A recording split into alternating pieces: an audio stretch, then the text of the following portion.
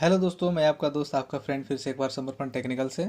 और आज हम लोग जानेंगे कैपेसिटर या कंडेंसर के बारे में। दोनों एक ही चीज़ को कहा जाता है। तो जे जिस तरह से आप यहाँ देख रहे हैं, ये सब कैपेसिटर और कंडेंसर, यही सब का नाम है। इसको कंडेंसर बोला जाता है, इसको कैपेसिटर बोला जाता है। ठीक है। तो लेकिन दोनों एक ही चीज़ का नाम होता है। तो पिछले कुछ वीडियो में हम लोगों ने बेसिक से स्टार्ट किया है। इलेक्ट्रॉनिक्स एंड इलेक्ट्रिकल्स को जानने के लिए एक छोटा सा कोशिश स्टार्ट है। आप लोगों को बताना हमारा मेन उद्देश्य है। और आप लोग हमारे वीडियो को लाइक एंड सब्सक्राइब करें और बेल आइकन को दबाएं, जिससे आपको नेक्स्ट वीडियो जैसे ही अपलोड होता है तो आप लोग को प्राप्त हो सके। अपने दोस्तों में भी शेयर करें, क्योंकि मैं आपका सपोर्ट कर रहा हूं तो आपको भी मेरा सपोर्ट थोड़ा सा करना पड़ेगा। ठीक है। तो मैं बेसिक से इसलिए स्टार्ट किया हूं क्योंकि मैं अगर आपको ऊपर से बताऊंगा तो आपको कुछ समझ में नहीं आएगा। आप लोग हमारे हर वीडियो को बढ़िया से देखें, आपको समझ में आएगा कि इलेक्ट्रॉनिक्स एंड इलेक्ट्रिकल्स डिवाइस कैसे काम करते हैं और इसको कैसे रिपेयर किया जाए। ठीक है। ये अगर आप कहीं पढ़ाई कर रहे हैं तो वहाँ पर भी आपको सपोर्ट मिलेगा। अगर कुछ गलतियाँ हो जाती है, मिस्टेक हो जाता है, तो आप लोग कृपया बताएं, उस चीज़ को आगे सुधारा भी जाएगा। तो हम लोग चलते हैं वीडियो की ओर। इसको यहाँ से हटाते हैं हम लोग, है ना।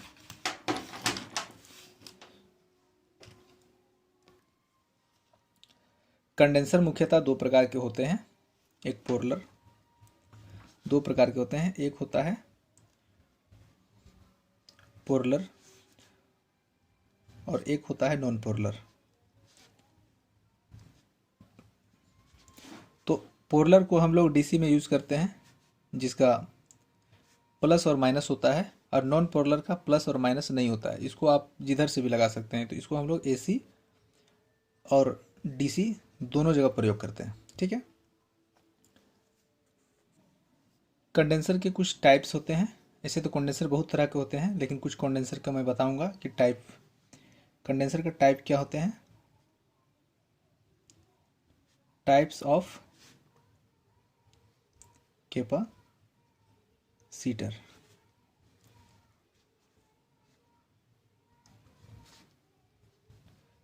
पेपर कैपेसिटर, जो पेपर को बीच में डाल के बनाया जाता है। एक्चुअली मैंने आपको बताया नहीं कि कैपेसिटर कैसे बनता है। कैपेसिटर के दो धातु होते हैं दोनों साइड में, और एक कुचालक बीच में दिया जाता है। इसी में आपका कभी सिरामिक डाल दिया जाता है बीच में, कभी पेपर डाला जाता है, कभी पॉलिस्टर डाला जाता है, कभी माइका डाला जाता है। ठीक है। तो जिसमें जो डाला जाता है उस कंडेंसर, उस कैपेसिटर का वही नाम होता है। ठीक है। इसके दो सिरे होते हैं, एक इधर एक इधर। ठीक है। तो यही कैपेसिटर होता है। इसलिए कुछ कैपेसिटर मैं बता रहा हूँ, क्योंकि अभी मैं जो कुछ कैपेसिटर दिखाऊंगा उसको आपको समझना होगा। ठीक है। पेपर कैपेसिटर, दूसरा हो गया माइका कैपेसिटर। तो पेपर कैपेसिटर तो मेरे पास फ़िलहाल अभी नहीं है, लेकिन माइका कैपेसिटर है। ये देखिए, ये आपका होता है माइका कैपेसिटर। ठीक है। और ये आप यहाँ देख रहे हैं, एक आप ये भी देखिए। ये तो दोनों हो गया माइका कैपेसिटर। इसके अंदर में अवरक के द्वारा ही बनाया जाता है। बीच में वो डाला हुआ रहता है, माइका डाला हुआ रहता है, और दो तरफ से दो प्लेट होते हैं। उसी तरह से ये बनता है। ठीक है। ये माइका कैपेसिटर हो गया। तीसरा होता है सिरामिक कैपेसिटर।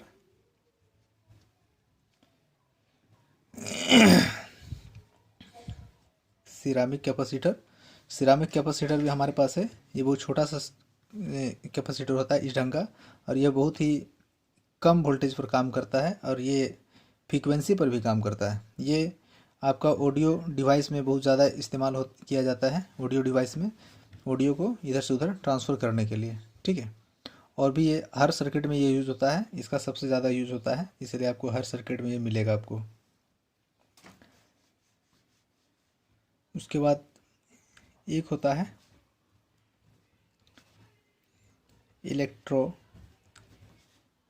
Electric capacitor.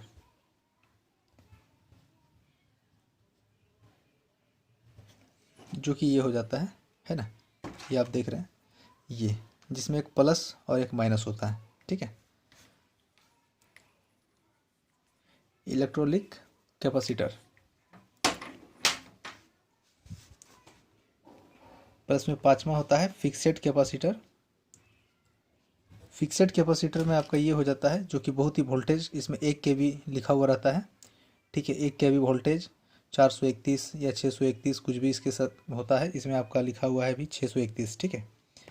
ये भी आपका वही चीज़ है, ये भी आपका वही चीज़ है ना, फिक्सेड कैपेसिटर, जो कि मुख्यतः ये सब हमारे सर्किट में यूज होते हैं, ठीक है। छठा में हो जाता है आपका पॉलिस्टर। पॉलिस्टर कैपेसिटर हरा रंग का होता है, आप देखिएगा हरा रंग का, छोटा सा इस ढंग का होगा, जस्ट ऐसा ही होगा लेकिन इससे छोटा होगा। ये बहुत बड़ा हो जाता है ये, क्योंकि ये 450 वोल्टेज में काम करता है, लेकिन ये आपका 50 वोल्ट पर काम करता है ये हरा वाला, और ये छोटा होता है, जस्ट इससे थोड़ा सा बड़ा होगा ये इससे, ठीक है। मेरे पास नहीं है रहता ये, वो भी आपको सर्किट में ये हमेशा मिलेगा। तो कुछ मैंने लिखा है, बाकी तो बहुत सारे कैपेसिटर होते हैं, उन सब उतना लिखिएगा तो बहुत ज़्यादा हो जाएगा, ठीक है। ये आप कहीं पर भी गूगल में सर्च मार के आप पढ़ सकते हैं। अब कैपेसिटर पर कुछ वैल्यू लिखे हुए होते हैं, ठीक है।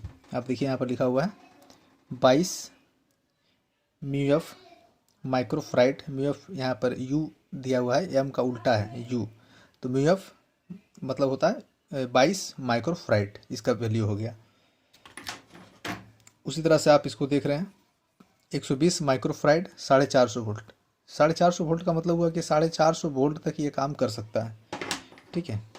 ये 250 वोल्ट तक काम कर सकता है, लेकिन उसके बाद ये क्या होता है, ये इससे ज़्यादा अगर वोल्टेज जाता है तो ये उड़ जाता है, ये ख़राब हो जाता है, ठीक है, या फट जाता है। तो उसको हम लोग लिखते हैं कैसे, सबसे छोटा जो वैल्यू होता है उसका बहुत पीएफ होता है, वो सबसे छोटा, इसका मतलब होता है पिको फ्राइड। उसके बाद में पिको में आपका ये आ जाता है, देखिए ये ठीक है, इसमें बहुत छोटा वैल्यू होता है, ठीक है।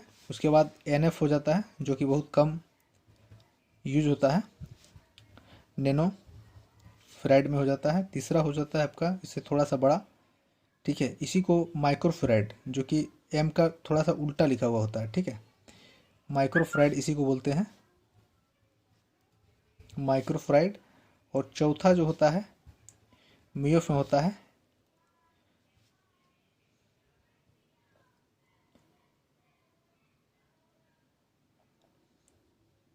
मिलीफ्राइड, इसका हो जाता है, ठीक है। ये आप ये कंडेंसर जो है हमारा पंखा में यूज होता है, वहाँ देखिएगा 4 MFD लिखा हुआ रहता है, 5 MFD लिखा हुआ रहता है, तो ये है, यहाँ इसको यूज किया जाता है, इसको यूज किया जाता है, और ये यूज होता है ज़्यादातर, इसको भी यूज़ बहुत कम होता है, ठीक है। कंडेंसर का मुख्यतः कार्य क्या होता है, इसका अगर परिभाषा लिया जाए तो कंडेंसर एक ऐसी युक्ति है जो करंट को कुछ देर के लिए अपने आप में स्टोर करती है, बट ये बैटरी नहीं है, ठीक है। ये थोड़ी देर के लिए ही, कुछ सेकंड के लिए, या बोलिए कि कुछ सेकंड के लिए होता है, ये थोड़ा सा स्टोर कर लेता है और उसके बाद में ये उसको रिलीज कर देता है। अगर हम यूज़ नहीं करते हैं तो भी वो ऑटोमेटिक रिलीज हो जाता है, ठीक है। उसी का एक सर्किट डायग्राम से हम समझते हैं कि आखिर में इसमें कैसे स्टोर होता है, ठीक है। तो एक 12 वोल्ट का बैटरी हम लेते हैं और वहाँ से हम जोड़ते हैं कैपेसिटर को। तो ये प्लस है, यहाँ प्लस का सिरा जोड़ देंगे, और ये माइनस है तो यहाँ माइनस का सिरा जोड़ देंगे, ठीक है। तो और ये बीच में होता है कुछ अलग, जो धारा को आपस में पार नहीं होने देता है, ठीक है। अब यहाँ से पॉजिटिव धारा आता है, ठीक है, यहाँ तक, और यहाँ पर क्या होता है, ये भरना स्टार्ट हो जाता है। मतलब कैसे, क्या होता है कि पानी का टंकी है मान लीजिए, तो आया, उसके बाद ये पानी का टंकी, पानी गिरना स्टार्ट हुआ तो पानी का टंकी भरना स्टार्ट हुआ, और जैसे ही ये भर जाता है, किससे भरता है, इलेक्ट्रॉन से भरता है, ठीक है। और जैसे ये भर जाता है तो फिर क्या होता है, यहाँ से फिर करंट फ्लो होता है, फ्लो होकर के फिर ये पूरी ये चार्ज हो जाता है, जिसका वैल्यू अगर 12 वोल्ट का बैटरी लगाए हैं तो ये भी 12 वोल्ट स्टोर इसका हो जाता है। ठीक है, अगर हम यहाँ से इसको हटा दें, बैटरी को अगर हम यहाँ से हटा दें, ये जो हमारा बैटरी था इसको अगर हम यहाँ से हटा दें तो भी ये थोड़ा देर के लिए चार्ज रहेगा, बट इसका अगर हम लोग प्रयोग नहीं करते हैं तो ये खुद से डिस्चार्ज हो जाता है। इसको आप ऐसे भी समझ सकते हैं कि मान लीजिए कि ये गैस लेते हैं, उस पर एक बर्तन चढ़ाते हैं, वो बस बर्तन क्या होता है धीरे धीरे धीरे धीरे धीरे धीरे धीरे धीरे क्या होता है, गर्म होता है। अब गर्म होकर के फिर क्या होता है, हम लोग गैस को इधर से बंद कर देते हैं, तो वो गर्म होना तो बंद हो जाता है, बट क्या होता है कि बर्तन में जो पानी रखा था वो थोड़ा देर के लिए गर्म होता है। ठीक है, लेकिन अगर उसको मान लीजिए कि हम लोग गर्म पानी का यूज़ नहीं करेंगे तो ऑटोमेटिक ठंडा हो जाएगा। तो जस्ट वैसा ही ये कंडेंसर काम करता है, उसको आप समझ सकते हैं इस ढंग से। अब इसका हम लोग छोटा सा डायग्राम लेते हैं। डायग्राम में आप लोग ट्रांसफार्मर के बारे में जान चुके हैं। ये एक ट्रांसफार्मर है जिसमें हम लोग 250 वोल्ट एसी डालते हैं। इधर निकलता है 12 वोल्ट डीसी, 12 वोल्ट एसी निकलता है। एसी को हम लोग डीसी में कन्वर्ट करने के लिए एक डायोड का प्रयोग करते हैं। ठीक है, क्योंकि आप डायोड पढ़ चुके हैं, डायोड मेरा डिस्क्रिप्शन में मिल जाएगा, ट्रांसफार्मर भी मेरा डिस्क्रिप्शन में आप देख सकते हैं, वहाँ से आप समझ सकते हैं ट्रांसफार्मर कैसे क्या होता है, कैसे काम करता है, डायोड कैसे काम करता है। ठीक है, और इस चीज़ को हम लोग वेव या करंट, जो हमारा फ्रीक्वेंसी होता है 50 गीगाहर्ट्ज पर काम करता है। हमारा जो फ्रीक्वेंसी होता है 50 गीगाहर्ट्ज होता है। इसका मतलब होता है क्या कि इधर 1 सेकेंड में 50 बार ये करंट बहता है। इसको आप यहाँ समझ सकते हैं इस तरह से। देखिए, आपको मैं समझा रहा हूँ, यहाँ पर एक डायग्राम बना रहा हूँ। ये हमारा वेव है। ठीक है, अब करंट एक बार फ्लो हुआ, प्लस, एक बार माइनस, एक बार प्लस, एक बार माइनस, एक बार प्लस, एक बार माइनस, एक बार प्लस, एक बार माइनस। ये हमारा एसी करंट इसी तरह से बहता है। बट यहाँ पर क्या हुआ, हमने एक डायोड लगा दिया, तो अब यहाँ पर करंट कैसे बह रहा है। देखिए, यहाँ ये जो करंट हमारा डायोड लगाने के बाद जो बह रहा है, यहाँ पर मान लीजिए हमने डायोड लगा दिया, तो डायोड लगा दिया तो फिर करंट कैसे बहेगा, ऊपर गया बट नीचे नहीं गया, फिर ऊपर गया फिर नीचे नहीं गया, फिर ऊपर गया फिर नीचे नहीं गया, फिर ऊपर गया फिर नीचे नहीं गया। तो इस चीज़ को मतलब ये हमारा जो करंट प्राप्त हो रहा है कैसे हो रहा है, ऐसे छूट रहा है, आ रहा है, छूट रहा, आ रहा है, ये पर ये पॉजिटिव धारा बह रहा है। इस बीच की गैपिंग को भरने के लिए हम लोग कंडेंसर का यूज़ करते हैं। ठीक है, क्योंकि ये जब धारा यहाँ पर बहा, क्योंकि ये प्रक्रिया एक सेकंड में 50 बार होता है, इसलिए 50 हर्ट्ज फ्रीक्वेंसी हम लोग के घर में काम करता है। तो ये जब करंट धारा बहा तो यहाँ पर पॉजिटिव प्राप्त हुआ, बट अगले ही क्षण में क्या हुआ फिर गैपिंग चला गया। तो इस गैपिंग को भरने के लिए जब यहाँ पॉजिटिव प्राप्त हुआ तो ये कंडेंसर क्या हुआ, हमारा चार्ज हो गया। जब ये नहीं यहाँ प्राप्त हुआ तो ये क्या हुआ, यहाँ पर ये कंडेंसर इस चीज़ को भर दिया। आप समझ रहे हैं, यहाँ पर इस चीज़ को कंडेंसर ने भर दिया, इस कैपेसिटर ने भर दिया। ठीक है, तो ये हमारा जो धारा था, जो पॉजिटिव धारा था, वो रुक रुक के आ रहा था, मतलब शुद्ध धारा नहीं आ रहा था। तो कैपेसिटर लगाने के साथ में वो हमारा धारा जो है वो शुद्ध हो गया, धारा जो है शुद्ध हो गया। यहाँ पर आप समझ गए कैपेसिटर का प्रयोग। और ये जो है हाफ वेव रेक्टिफायर इसको बोला जाता है। अगला वीडियो जो आएगा वो रेक्टिफायर पर होगा। तो हाफ वेव रेक्टिफायर है, उसमें मैं अगला वीडियो में आपको सिखाऊंगा हाफ वेव रेक्टिफायर और full wave rectifier and bridge rectifier. 3 rectifier हमारा काम करता है, वो कैसे काम करता है उसके टोटल मैं बताने वाला हूँ। ठीक है, तो इस वीडियो में मैं कुछ और एक चीज़ मैं भूल रहा हूँ। कैपेसिटर का प्रयोग तो आप यहाँ पर समझ गए, यहाँ पर होता है कई जगह पर कैपेसिटर का प्रयोग सिग्नल को एक साइड से दूसरे साइड में पहुँचाने के लिए भी होता है, जिससे एसी करंट दूसरे साइड में ना जाए। वहाँ पर बहुत छोटा छोटा कंडेंसर का यूज़ किया जाता है। ऑडियो सिग्नल होता है जो कि 0.47 MFD पर काम करता है। ठीक है, होता है माइक्रो फ्राइड पर काम करता है, वो सब वहाँ लगा हुआ होता है, पॉजिटिव नेगेटिव होता है। बहुत छोटा सा कंडेंसर होता है, मेरे पास है नहीं तो मैं दिखा देता। ऑडियो इससे भी पार हो जाता है। यहाँ पर ऑडियो में कई जगह ऑडियो में आपको ये भी प्रयोग मिलेगा आपको। ठीक है, अब एक जगह पर और प्रयोग किया जाता है। ठीक है, मैंने पूरा एक ही चलिए यहाँ पर मैं अलग पेन ले लेता हूँ। ठीक है, एक जगह और प्रयोग किया जाता है। ठीक है, वो क्या होता है, मोटर चलाने में। हमारा जो मोटर होता है, बहुत बड़ा बड़ा आप मोटर देखे होंगे,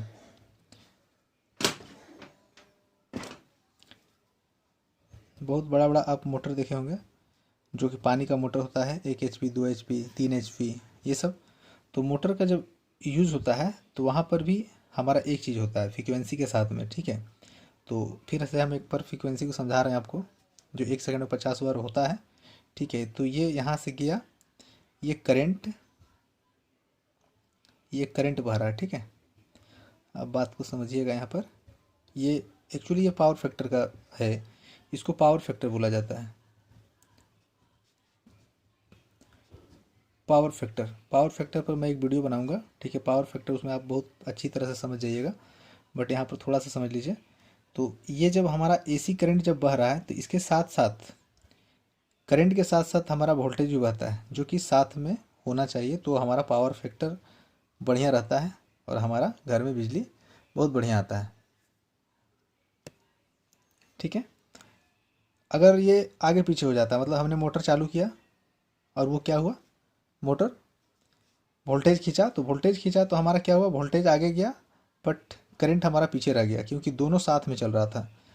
तो करंट जब पीछे रह गया तो इसी चीज़ को सही करने के लिए यहाँ पर एक मोटा सा कंडेंसर आप देखिएगा, जो स्टार्टर होता है उसमें 2 कंडेंसर लगाया जाता है। एक कंडेंसर जो मोटर को चलाने में प्रयोग होता है, और एक कंडेंसर जो होता है वो हमारा पावर फैक्टर को ठीक करने में प्रयोग होता है। कंडेंसर ये 10 MFD 15 MFD होता है। चलिए, वीडियो बहुत लंबा हो रहा है, इसी के साथ मैं चाहूँगा इसको नेक्स्ट वीडियो में बढ़िया से समझाऊँ आप लोगों को। और इसी के साथ मैं चाहूँगा आप लोग का वीडियो देखने के लिए बहुत बहुत धन्यवाद, और आप लोग अपने दोस्तों को भी शेयर करें और हमारे चैनल को सपोर्ट करें, लाइक करें एंड सब्सक्राइब करें। इसी के साथ आप लोगों का बहुत बहुत धन्यवाद। नेक्स्ट वीडियो में हम लोग मिलते हैं। रेक्टिफायर, उसके बाद पावर फैक्टर।